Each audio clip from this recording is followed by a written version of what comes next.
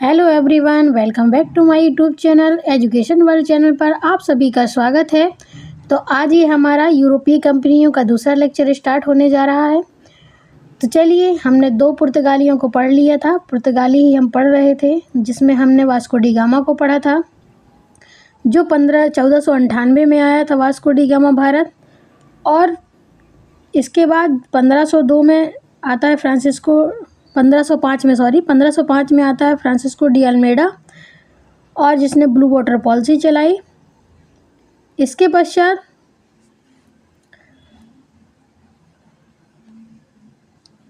Almeida हमारा दूसरा viceroy बनकर आता है, जिसको हम प्रथम वायसराय और गवर्नर के रूप में भी जानते हैं। तो फ्रांसिस्को डी अल्मेडा ने ब्लू वाटर पॉलिसी चलाई, यानी शांत जल की नीति चलाई, और बीजापुर और गुजरात के शासक पुर्तगालियों से बंदरगाह गांव के विस्तार की नीति भी इसी ने शुरू की थी। अल्मेडा ने 1508 में संयुक्त मुस्लिम नौसेना अभ्यास गुजरात और तुर्की मिस्र चोल के समीप युद्ध हुए, जिसमें वह पराजित हुआ, और 1509 में द्वीप में युद्ध करके उसने अपना आधिपत्य स्थापित कर लिया, जिससे 16वीं शताब्दी में हिंद महासागर पुर्तगाली सागर के नाम से जाना गया के रूप में परिवर्तित हुआ। इसके पश्चात अब आते हैं हमारे तीसरे अल्फांसो डी अल्बुकर्क, जो 1509 में आते हैं और 1515 तक वो रहते हैं। तो चलिए, यहाँ से हमारी क्लास स्टार्ट होनी थी, तो चलिए पढ़ते हैं अगले पुर्तगाली वायसराय को, अल्फांसो डी अल्बुकर्क। ये हमारे यहाँ पर 1503 में स्क्वेड्रन कमांडर के रूप में भारत आया था। कौन से कमांडर के रूप में? स्क्वेड्रन कमांडर के रूप में।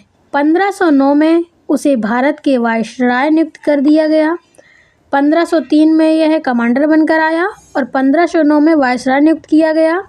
भारत में पुर्तगीज शक्ति का वास्तविक संस्थापक माना जाता है। तो एग्जाम में पूछेगा कि पुर्तगालियों का वास्तविक संस्थापक किसे मानते हैं, तो अल्फांसो डी अल्बुकर्क को। 1510 में यह बीजापुर के शासक यूसुफ आदिल शाह से गोवा को छीन लेता है, जिसे कालांतर में भारत में पुर्तगीज व्यापारियों का केंद्र बनाया गया या राजधानी बनाई गई। जब 1510 में यह बीजापुर के यूसुफ आदिल शाह से गोवा को छीनता है और वहां पर व्यापारिक केंद्र स्थापित करता है। इसके पश्चात यह 1510 में ही अल्बुकर्क एवं विजयनगर के महाराजा कृष्णदेव राय के मध्य संधि होती है और पुर्तगालियों को गोवा में व्यापार की अनुमति मिल जाती है। जब महाराजा कृष्णदेव राय के साथ संधि होती है और व्यापार करने की अनुमति मिलती है, इसके बदले में ही उसे विजयनगर को सर्वोत्तम घोड़े उपलब्ध कराने थे। अगले देखते हैं आगे। अल्फांसो डी अल्बुकर्क 1511 में दक्षिण पूर्व एशिया में व्यापारिक मंडी यानी मलक्का, 1511 में मलक्का पर और 1515 में हॉर्मुज पर अधिकार कर लेता है। अपनी सेना के व्यापारियों की भर्ती भी करता है और पुर्तगालियों को अपनी भारतीय महिलाओं से विवाह करने को प्रोत्साहित करता है। तो एग्जाम में पूछा जाएगा कि विवाह की नीति किसने अपनाई, तो अल्फांसो डी अल्बुकर्क ने। मलक्का और हॉर्मुज पर अधिकार किसने किया? अल्फांसो डी अल्बुकर्क ने। 1511 में मलक्का पर और 1515 में हॉर्मुज पर। अभी एग्जाम पूछ लिया जाएगा कि 1510 में बीजापुर की यूसुफ आदिल शाह से गोवा किसने छीना, तो अल्फांसो डी अल्बुकर्क ने। पुर्तगालियों ने गोवा को व्यापारिक केंद्र किसने बनाया, तो अल्फांसो डी अल्बुकर्क ने। इसके पश्चात पुर्तगालियों में भारत में प्रथम दुर्ग का निर्माण किसने कराया? प्रथम यूरोपीय दुर्ग का निर्माण अल्बुकर्क ने ही कराया था 1503 में कोचीन में। तो कोचीन में पुर्तगालियों में सबसे पहले किसने दुर्ग का निर्माण कराया? अल्फांसो डी अल्बुकर्क ने। कब? 1503 में। इसके पश्चात अल्बुकर्क ने जो ब्लू वाटर पॉलिसी अल्मेडा ने चलाई थी, उसको समाप्त कर दिया। तो एग्जाम में प्रश्न पूछेगा कि ब्लू वाटर पॉलिसी को किसने समाप्त किया, तो वो थे अल्फांसो डी अल्बुकर्क। इसके पश्चात 1515 में गोवा में प्रथम चर्च, जिसका नाम है सेंट जेवियर चर्च का निर्माण भी गोवा में 1515 में अल्फांसो डी अल्बुकर्क ने ही कराया था। तो हमने अल्बुकर्क के बारे में क्या क्या पढ़ा? यह 1509 में भारत में वायसराय नियुक्त होकर आया और यह वास्तविक पुर्तगालियों का वास्तविक संस्थापक माना जाता है। 1510 में बीजापुर के यूसुफ आदिल शाह से गोवा को छीना और व्यापारिक केंद्र बनाया गोवा को। 1510 में अल्बुकर्क ने विजयनगर के महाराजा कृष्णदेवराय से संधि की और 1511 में मलक्का पर और 1515 में हॉर्मुज पर अधिकार कर लिया। पुर्तगालियों को भारतीय महिलाओं से विवाह करने को प्रोत्साहित किसने किया? वो थे अल्बुकर्क। प्रथम दुर्ग का निर्माण, यूरोपीय दुर्ग का निर्माण अल्बुकर्क ने किया 1503 में कोचीन में, और अल्बुकर्क ने ही ब्लू वाटर पॉलिसी को समाप्त कर दिया और 1515 में चर्च सेंट जेवियर का निर्माण किया। इसके पश्चात हमारे अगले पुर्तगाली आते हैं, वो हैं Nino da Cunha. Nino da Cunha 1529 से 1538 तक आते हैं। नीनो डी कुन्हा अल्बुकर्क के बाद सबसे महत्वपूर्ण वायसराय था। अल्बुकर्क के बाद सबसे महत्वपूर्ण वायसराय नीनो डी कुन्हा था। उसने 1530 में कोचीन में के स्थान पर गोवा को अपनी राजधानी बनाया। पहले इनकी राजधानी क्या थी? कोचीन। इसके पश्चात नीनो डी कुन्हा ने गोवा को अपनी राजधानी बनाया। इसने सेंट टोमे, मद्रास, हुगली यानी बंगाल तथा दीव, काठियावाड़ में पुर्तगीज बस्तियों को भी स्थापित किया। अभी तक किसी भी वायसराय ने मद्रास पर, बंगाल पर, काठियावाड़ पर अपनी पुर्तगीज बस्तियां स्थापित नहीं की थी। ये नीनो डी कुन्हा प्रथम ऐसा वायसराय था जिसने मद्रास पर, बंगाल पर और काठियावाड़ पर अपनी बस्तियों को स्थापित किया। गुजरात के शासक बहादुर शाह ने मुगल बादशाह हुमायूं से संघर्ष के दौरान पुर्तगालियों की मदद ली थी। इसके बदले में उसे बेसिन द्वीप सौंपा गया था। जो गुजरात के शासक थे बहादुर शाह ने क्या किया था? जब मुगल बादशाह हुमायूं से संघर्ष हो रहा था, जब मुगलों से संघर्ष हो रहा था, उस दौरान बहादुर शाह ने क्या किया था? पुर्तगालियों से मदद मांगी थी, जिसके बदले उनको बेसिन द्वीप देना पड़ा था। किनको? पुर्तगालियों को। बेसिन द्वीप किसने दिया? पुर्तगालियों को दिया बहादुर शाह ने, जो गुजरात के शासक थे। हालांकि हुमायूं के गुजरात से चले जाने पर शहर में दीवार खड़ी करने के प्रश्न में पर बहादुर शाह का पुर्तगालियों से विवाद हो गया। जब उन्होंने द्वीप को दे दिया तो वो लोग दीवार खड़ी करने लगे। जब दीवार खड़ी करने लगे तो बहादुर शाह से पुर्तगालियों का विवाद शुरू हो गया। इसी विवाद को वार्ता के द्वारा सुलझाने के लिए बहादुर शाह को 1537 में जहाज पर बुलाकर पुर्तगालियों ने उनकी हत्या कर दी।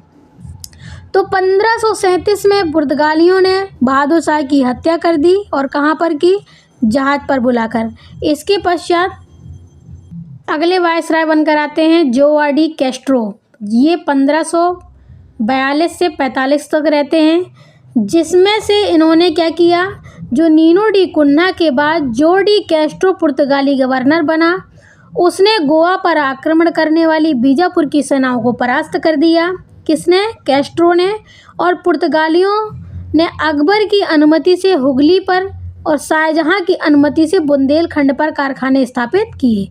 जब पुर्तगालियों ने अकबर की अनुमति से हुगली पर और शाहजहां ने बुंदेलखंड पर कारखाने स्थापित किए, पुर्तगालियों ने हिंद महासागर से होने वाले व्यापार पर एक आधिपत्य स्थापित कर लिया। यहाँ से गुजरने वाले अन्य सभी जहाज़ों को क्या देना पड़ता था? कर देना पड़ता था।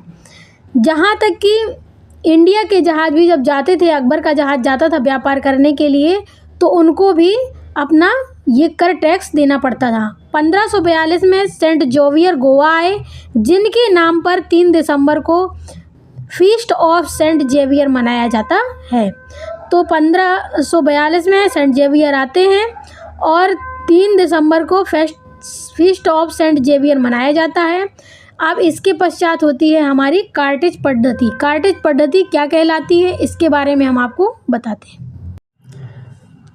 पुर्तगालियों की कार्टेज पद्धति को कार्टेज अल्मेड़ा काफिला पद्धति के नाम से जानते हैं। क्यों जानते हैं? क्योंकि ये फ्रांसिस्को डी अल्मेड़ा के द्वारा यह कार्टेज पद्धति चलाई गई थी और यह भारतीयों तथा अरबी जहाज़ों का कार्टेज या परमिट के बिना अरबी सागर पर प्रवेश वर्जित कर दिया गया था कि यहाँ से अगर जो भी जहाज़ गुजरेगा उनको परमिट दिखाना पड़ेगा उनको। एक जैसे हमारे यहाँ टोल टैक्स लगता है, सेम वैसे ही था।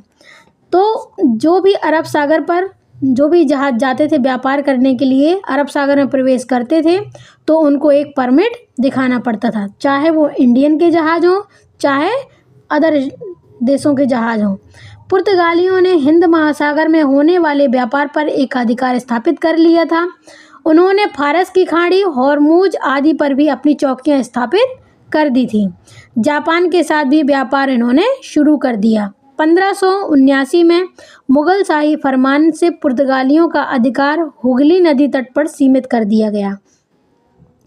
जब मुगलों ने इनका क्या किया, 1579 में सीमित कर दिया इनका व्यापार। यहाँ उन्होंने व्यापारिक केंद्र स्थापित किए थे जिसका उपयोग वे डकैती, लूट व अवैध व्यापार के लिए करते थे। इसके पश्चात 1632 में मुगल शासक शाहजहां ने पुर्तगालियों को बंगाल के हुगली से भगा दिया। शाहजहां ने 1632 में इनको हुगली से भगा दिया और पुर्तगाली स्वयं को सागर का स्वामी कहते थे। पुर्तगाली थे जो पुर्तगाली थे वो सागर का अपने आप को स्वामी बताते थे। वो चाहते थे कि पूरे समुद्र पर, अरब सागर में, हिंद महासागर में सिर्फ हमारा ही एकाधिपत्य स्थापित हो।